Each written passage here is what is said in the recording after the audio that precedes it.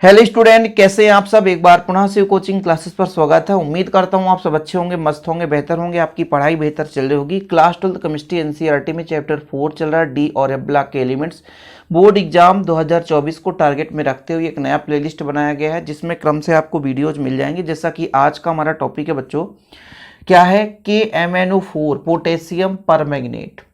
Potassium dichromate बनाने की विधि और गुण के बारे में चर्चा हमने कर लिया था, और आज हम बच्चों यहाँ पर सिर्फ चर्चा करेंगे KMnO4 के बारे में, जिसे हम क्या बोलते हैं, सामान्य बोलचाल में क्या बोलते हैं, पोटास या लाल दवा बोलते हैं KMnO4 को।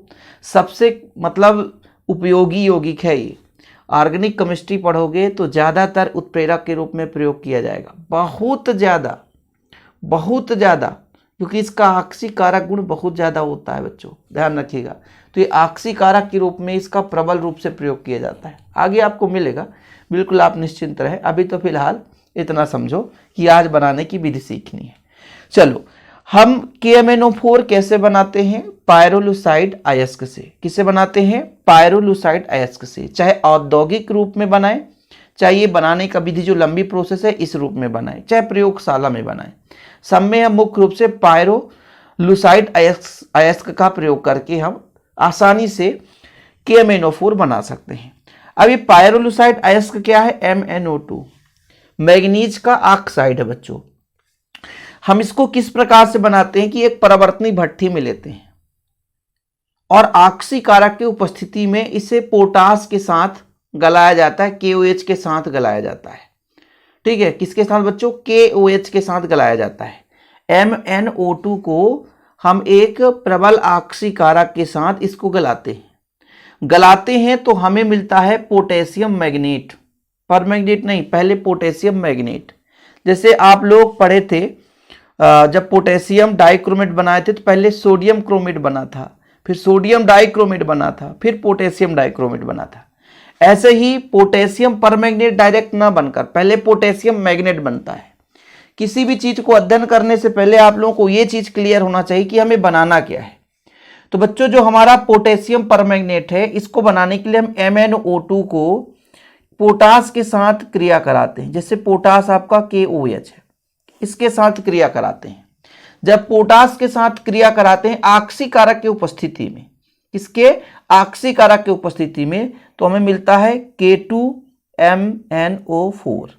फिर बस सिंपल है, इसको हम कार्बन डाइऑक्साइड से क्रिया करा दें, या क्लोरीन से क्रिया करा दें, या ओजोन से करा दें, तो हमें मिल जाता है KMnO4। कितना साधारण है।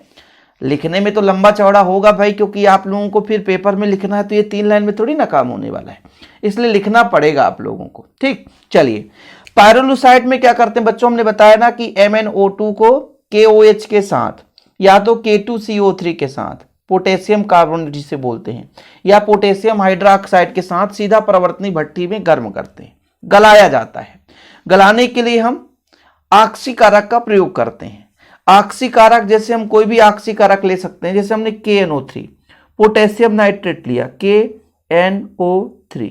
ये ऑक्सीकारक का मतलब दूसरे को ऑक्सीकृत करता है, यानी खुद अपचयित होता है और दूसरे को ऑक्सीकृत करता है। खुद अपचयित होता है मतलब ऑक्सीजन खुद निकालेगा और दूसरे को बोलेगा भैया तू ऑक्सीजन ग्रहण कर ले। समझने की कोशिश करो। ऑक्सीकारक का मतलब क्या है, खुद ऑक्सीकृत हो जाए। ठीक है, सॉरी उल्टा कह दिया, खुद अपचयित हो जाए और दूसरे को ऑक्सीकृत कर दे, मतलब दूसरे को प्रेरित करे कि भाई तू ऑक्सीजन ग्रहण कर ले, मैं छोड़ रहा हूं। खुद अपचयित हो रहा, और अपचयन का मतलब क्या है, ऋण विद्युतीय तत्वों का निकलना। अपचयित होना मतलब ऋण विद्युतीय तत्वों का निकलना या ऑक्सीजन का निकलना, हाइड्रोजन को जुड़ना, ये अपचयन होता है। और ऑक्सीकरण में क्या होता है, ऑक्सीजन का जुड़ना, तो दूसरे को प्रेरित करता है कि तुम ऑक्सीजन ग्रहण करो। तो ये जब ऑक्सीकारक है तो स्वयं अपचयित होता है, स्वयं अपचयित होता है तो KNO2 बनाएगा, सिंपल है, और ऑक्सीजन को अलग कर देगा। ये देखो भाई, इस एकदम डीप में सोचता हूं कि आपको समझ में आए कि ऑक्सीकारक है, इसका मतलब ये है कि ये स्वयं अपचयित हुआ है और दूसरे को क्या किया है, ऑक्सीकृत किया है। या आप जब इसका प्रयोग करते बच्चों, हम दोनों चीज लेकर चल रहे हैं ताकि आपके मन में कंफ्यूजन ना हो। यदि हम या करके हम इसको करते KClO3, तो बच्चों ये भी जब ऑक्सीकृत होता तो KClO2 बनाता और नवजात ऑक्सीजन बाहर निकल जाता। अब इस नवजात ऑक्सीजन की उपस्थिति में धधकता हुआ लौह में गर्म होता है। भाई गलाया जाता है ना, गलाने का मतलब अत्यधिक ताप देकर इसे खलबला दो तो ये गल ही जाएगा। चलो अब हमने कहा कि MnO2 को पोटास के साथ, पोटास यानी KOH के साथ, ठीक है, हमने कहा MnO2 को पोटास के साथ क्रिया कराए, KOH के साथ, किसके उपस्थिति में? नवजात ऑक्सीजन की उपस्थिति में।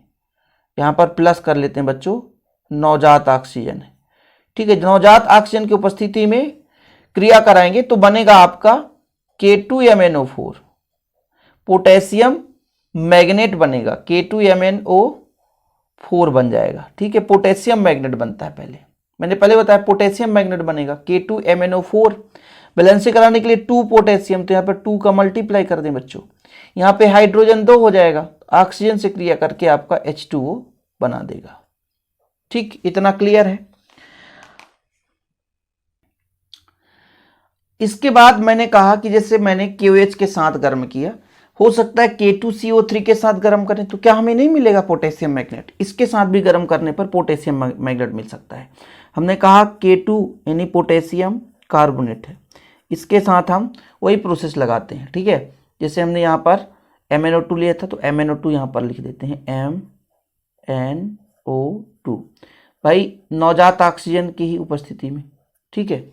नवजात ऑक्सीजन, इसको हमने ले लिया नवजात ऑक्सीजन, तो ये क्या बनाएगा देखिएगा, हमारा K2 है तो K2 रहेगा, Mn है तो Mn रहेगा, O2 है ना तो अब ऑक्सीकृत होकर O4 बना देगा। फिर प्लस करके बच्चों आपका यहाँ पे एक ऑक्सीजन चला गया, क्योंकि यहाँ पे 4 ऑक्सीजन है तो एक ऑक्सीजन चला गया तो बचा CO2 बचा। ये स्टेप है। पायरोलुसाइड से अभी सिर्फ हमने बनाया बच्चों पोटेशियम मैग्नेट। अब इस पोटेशियम मैग्नेट से हम इसको पोटेशियम परमैग्नेट के रूप में बदल सकते हैं। इसके बाद बच्चों हमको करना क्या है कि जैसे हमारा K2MnO4 मिल चुका है, इस स्टेप में भी मिल चुका, इसमें भी मिल चुका, मतलब पोटेशियम मैग्नेट मिल चुका। अब इससे हमको KMnO4 में ऑक्सीकरण कराकर प्राप्त करना है, मतलब ये आपका K2MnO4 है तो हम इसका ऑक्सीकरण कराएंगे तो हमें ये मिलेगा। इसके लिए हमको क्या करना पड़ेगा, जैसे कार्बन डाइऑक्साइड के साथ क्रिया करा दो, या चाहे इसमें क्लोरीन गैस प्रवाहित कर दो, या चाहे आप ओजोन गैस प्रवाहित कर दो, सभी में ये आपका मिलने वाला है क्या? KMnO4, ठीक है। तो हम 3 अब क्रिया कराएंगे, सुपर फास्ट यहाँ पर अब क्रिया होने वाली है। हमने कहा हमारे पास मिल चुका है K2MnO4, ठीक है। इसके साथ हम प्रवाहित कर दें कार्बन डाइऑक्साइड, तो क्या क्या बन सकता है देखिए, हमारा KMnO4 तो बन ही जाएगा, कोई दिक्कत ही नहीं है, KMnO4 बन गया, ठीक। 2 हमारे पास पोटेशियम थे तो यहाँ पर पोटेशियम और CO2 क्रिया करता है बच्चों, तो पोटेशियम कार्बोनेट बनाता है, K2CO3 बना देता है। प्लस हमारा मान लीजिए पोटेशियम, भाई यहाँ पे 3 हो गया, 2 हो गया, 1 3 हो गया, मतलब अधिक हो गया, इसलिए जो अधिक हमारा होगा तो यहाँ पर हमें मल्टीप्लाई करनी पड़ेगी। जब मल्टीप्लाई करने की तो मैग्नीज की अधिकता होगी, और मैग्नीज ऑक्सीजन से क्रिया करके MnO2 बनाता है, ठीक है, मतलब कुछ मात्रा में ये निकल जाता है एक्स्ट्रा के रूप में। जैसे इसका हम यहाँ पर Mn K2 3 है और यहाँ पे 2 है, तो जब भी 3 हो तो इधर हम 3 का ही मल्टीप्लाई करेंगे तो 3 दूना 6 हो जाएगा, 6 हो जाएगा। Mn हमारा 3 हो गया बच्चों, तो हमारा यहाँ पे यदि 2 का मल्टीप्लाई करते हैं 2 Mn और 1 Mn, 3 हो गया। पोटेशियम हमारा कितना है, 3 दूना 6, तो 2 हो गया, और यहाँ पे 2 का मल्टीप्लाई करते हैं 2 दूना 4 हो गया। ये स्टेप है। रासायनिक अभिक्रिया कराते समय बैलेंसिंग कराना जरूरी है बच्चों, बैलेंसिंग कराना आना चाहिए आप लोगों से भी।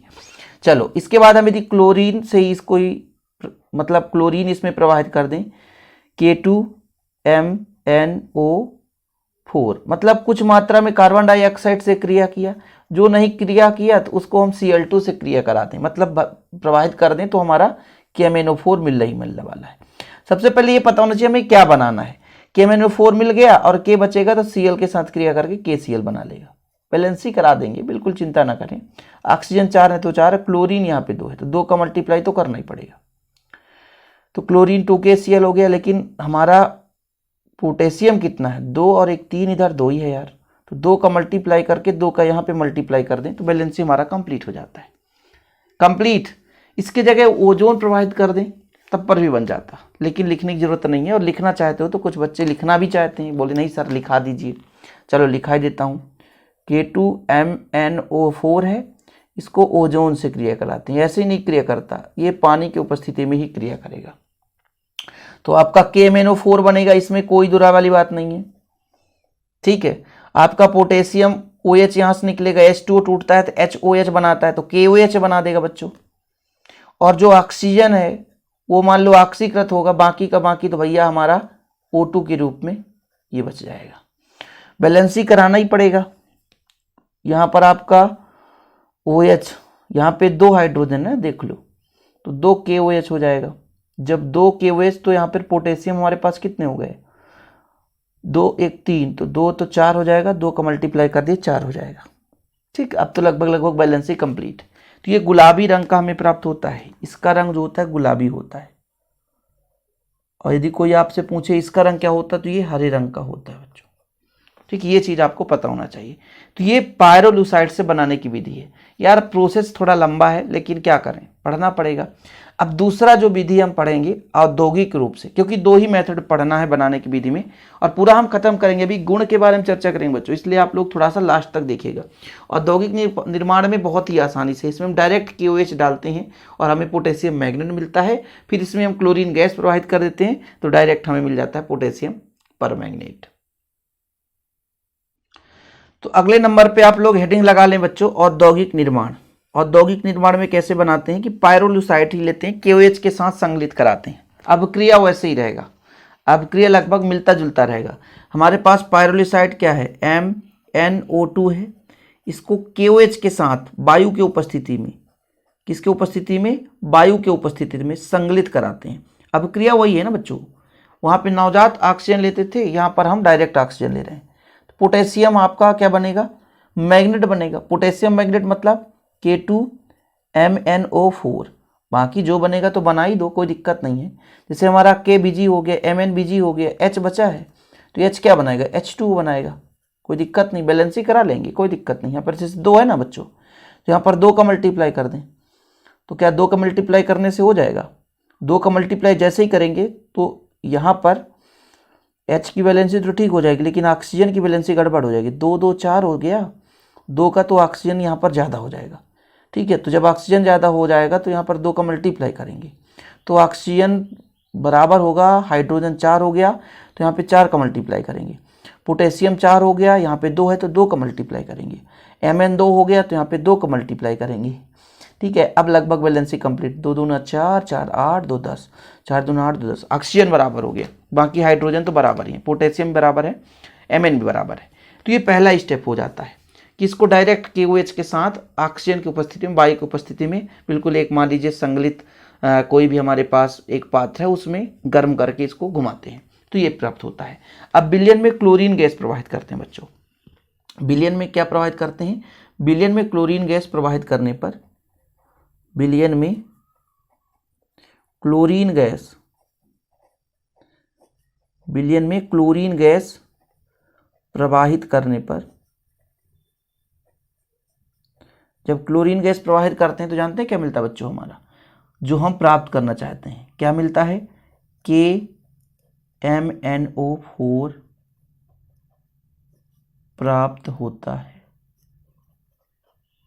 ठीक है, इतना हमें मिल जाता है। जैसे यहाँ पर अब देखो हमारे पास क्या मिला था, K2MnO4, इसमें हम क्लोरीन गैस प्रवाहित करेंगे। जब क्लोरीन गैस प्रवाहित करते हैं तो KCl बन जाता है आपका और KMnO4 बन जाता है। ठीक है, KMnO4 हो गया, यहाँ पे क्लोरीन 2 है बच्चों तो 2 का मल्टीप्लाई करेंगे तो पोटेशियम कितना हो गया, 2, और इधर 2 1 3 हो गया, गड़बड़ है ना, तो 2 का मल्टीप्लाई यहाँ कर दें तो 2 दूना 4, 2 का मल्टीप्लाई यहाँ कर दें। तो ये अभिक्रिया भी पुराने अभिक्रिया से मिलता जुलता है, लेकिन औद्योगिक निर्माण आ गया तो आपको इतना करना पड़ेगा। पायरोलुसाइड से आ गया तो एक लंबा चौड़ा प्रोसेस करना पड़ेगा। इतना ही, 2 ही विधि पढ़ेंगे बच्चों, इतना बहुत है, काफ़ी है, इतना पढ़ लिए तो बहुत है। अब हम इसके गुण के बारे में पढ़ते हैं, जो कि 2-4 गुण आपको तैयार करना चाहिए। वैसे पूरा रासायनिक अभिक्रिया इसका नहीं पूछा जाता है, कम से कम 2-4 गुण आपको पता होना चाहिए जो कि साधारण है। जैसे यह पर्पल कलर का होता है लगभग मतलब गुलाबी रंग का होता है, यह जल में विलेय होता है, इसे गर्म करने पर यह ऑक्सीजन देता है, ये एक प्रबल ऑक्सीकारक है। इन चीज़ों को थोड़ा आप लोग लिख लें। तो 3 गुण आपको यहाँ पर लिखना है बच्चों कि यह गुलाबी रंग का होता है, जल में विलेय होता है, गर्म करने पर ऑक्सीजन देता है। कैसे ऑक्सीजन देगा? हमारे पास KMnO4 है,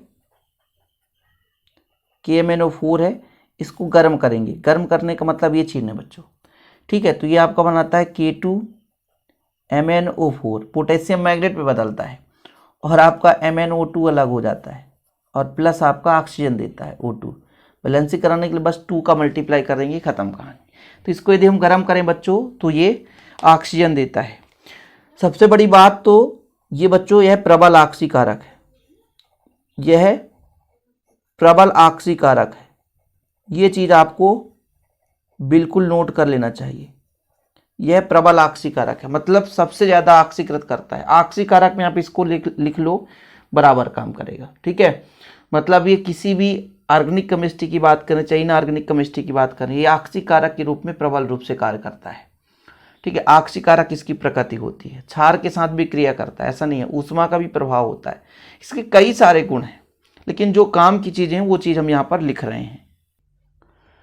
तो और भी लिखना बच्चों, थोड़ा सा इसके आगे लिख लीजिएगा कि प्रबल ऑक्सीकारक तो है, लेकिन अम्लीय, क्षारीय, उदासीन तीनों माध्यम में ऑक्सीकृत करता है। मैग्नेट आयन विलयन में ऑक्सीकारक का कार्य करता है, ठीक है। ये चीज़ बच्चों बनाने की विधि और गुण में 2-3 चीज़ें लिख लो। अब इसकी रासायनिक अपक्रिया पढ़ने की जरूरत नहीं है। आप अम्लीय माध्यम में या रासायनिक अपक्रिया करा सकते हो, क्षारीय माध्यम में करा सकते हो, उदासीन माध्यम में करा सकते हो। कई सारे रिएक्शंस हैं जो कि काम की चीज़ें इतना नहीं है, लेकिन जो काम की चीज़ें वो मैंने करा दिया। इसके बाद हमारा लेंथेनाइट पर वीडियो आएगा, आप लोग वीडियो को लास्ट तक देखा करें और बेहतरीन रूप से तैयारी करते चलें। आज के लिए इतना ही बच्चों, मिलते हैं अगली वीडियो के साथ। जय हिंद, वंदे मातरम। यदि नोट्स लेना है तो कॉन्टैक्ट नंबर है 9685 299149। डिस्क्रिप्शन पे ऐप का लिंक होगा, ऐप के साथ जरूर जुड़ जाएं। ओके, जय हिंद, वंदे मातरम।